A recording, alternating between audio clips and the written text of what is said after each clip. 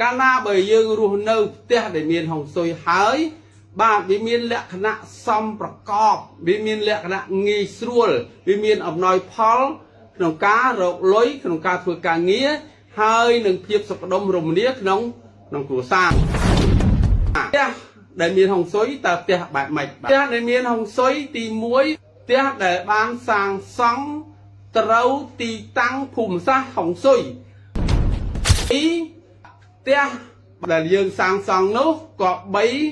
មានមុខផ្ទះបែរទៅរកខ្យល់មានន័យថាផ្ទះយើងបែរទៅចឹងបាទខ្យល់មកចំពីមុខមានន័យថាខ្យល់មកចំពីមុខ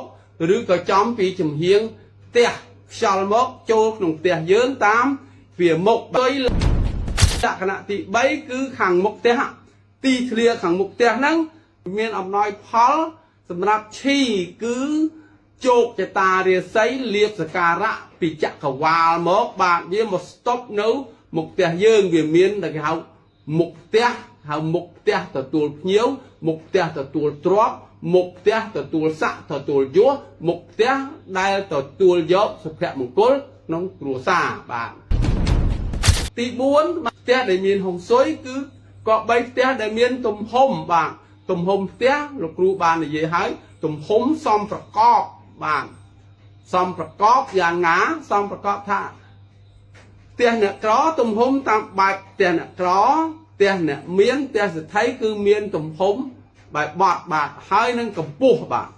កម្ពស់បាទតោងតែជាផ្ទះដែលខ្ពស់បាទផ្ទះដែលមានចំណោះបាទមានន័យថាតតឹងគុណនឹងម្ដងគុណនឹងកម្ពស់បាទនេះវាជាទំហំហើយនឹងកម្ពស់បាទរបស់ផ្ទះដែលមានហុងស៊ុយបាទទី5រៀងរៅនៃផ្ទះ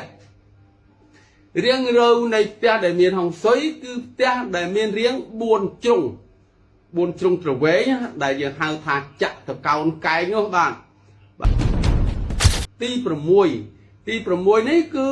ដំបូលបាទដំបូលរបស់ផ្ទះហុងស៊ុយបាទវាមានលក្ខណៈអណ្ដើកខ្មៅបាទអណ្ដើកខ្មៅមិនអណ្ដើកខ្មៅវាមានលក្ខណៈពីក្រោយមកគឺភ្នំបន្ទាប់មកគឺចង្កេះភ្នំហើយជើងភ្នំខាងមុខគឺហៅក្បាលអណ្ដើកនោះហើយជាដំបូលហុងស៊ុយនៃផ្ទះនេះជាហុងស៊ុយដែលយើងមើលពីខាងក្រៅបាទនេះទ្រង់ទ្រាយខាងក្រៅនៃផ្ទះទ្រង់ទ្រាយខាងក្រៅផ្ទះហ្នឹងវាមានអំណោយផលអញ្ចឹងចំណែកខាងហុងស៊ុយខាងក្នុងផ្ទះបាទនៅក្នុងវីដេអូជាបន្តបាទ